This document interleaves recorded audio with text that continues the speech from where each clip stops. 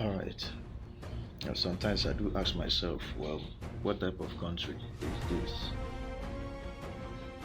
Um, how can somebody say that he's been marginalized, he want to leave?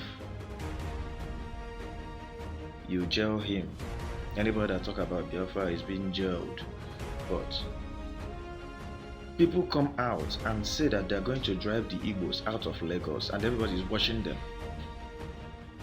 If we have to believe in one Nigeria, I believe that anybody who talks about driving the Igbos out of Lagos inside the same Nigeria is supposed to be arrested and be jailed too.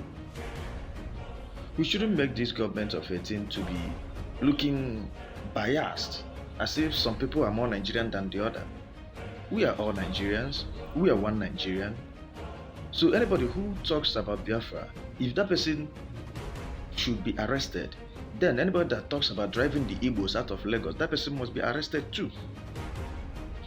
Please, ka anyị maa ka anyị si eme ife na ọbụla ka esi eme ife. O nwere ndị aka afụ n'anya iche kpọọ ndị ọzọ asị. Perhaps we need each other. If the Igbos leaves Lagos, okay, let's just leave it this way.